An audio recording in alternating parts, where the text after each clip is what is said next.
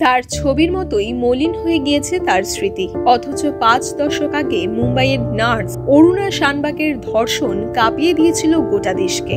নির্যাতনের ধাক্কায় ভেজিটেটিভ স্টেটে চলে যান অরুণা। তারপরেও 4 দশক বেঁচে ছিলেন তিনি। ভয়ঙ্কর সেই জীবন থেকে বাঁচতে স্বেচ্ছা মৃত্যুরও অনুমতি পাননি অরুণা। শেষ পর্যন্ত হাসপাতালে নিউমোনিয়াতে অবসান হয় ভয়ঙ্কর কষ্টের সেই জীবনের। আরজিকর মামলার শুনানি অরুণা শানবাগের কথা টেনে আনেন প্রধান বিচারপতি DY চন্দ্রচূড়। আরজিকর হাসপাতালে ডিউটিরত অবস্থায় আক্রান্ত হন তরুণী চিকিৎসক। তাকে ধর্ষণ ও খুন করা হয়। ঠিক একইভাবে কর্তব্যরত অবস্থায় ভয়ঙ্কর নির্যাতনের শিকার হন অরুণা শানবাগ। আরজিকরের নির্যাতিতা মারা গিয়েছেন, আর নিদারুণ নির্যাতন সহ্য করেও কয়েক বছর বেঁচে ছিলেন অরুণা শানবাগ। 1967 সালে মুম্বাইয়ের KEM হাসপাতালের সার্জারি বিভাগে নার্স হিসেবে যোগ দেন অরুণা শানবাগ। তখন তিনি 25।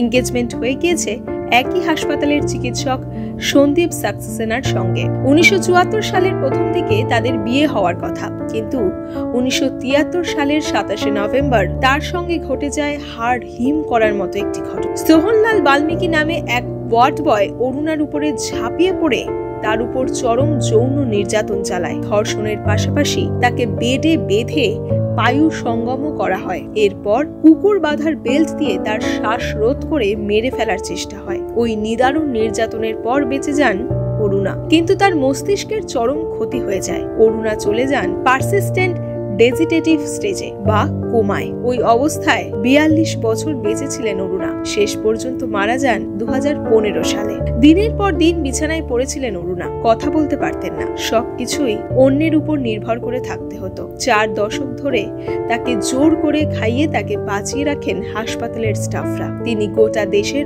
আলোচনার কেন্দ্রবিন্দু হয়ে যান। এরকমই এক পরিস্থিতিতে 2011 সালে সুপ্রিম কোর্টে একটি পিটিশন ফাইল করেন সাংবাদিক পিঙ্কি ভিরানি। তিনি আবেদন করেন এই পরিস্থিতিতে অরুণাকে স্বেচ্ছা মৃত্যুর অনুমতি দেওয়া হোক। এই নিয়ে পিঙ্কি একটি বই লেখেন, নাম ছিল অরুণাজ স্টোরি। সেখানে লেখা হাসপাতালের খাবার চুরি করত বাল্মীকি। তা নিয়ে অরুণার সঙ্গে বাল্মীকির বিবাদ। আদালত শেষ পর্যন্ত প্যাসিড ইউথানসিয়ার অনুমতিও দেয়।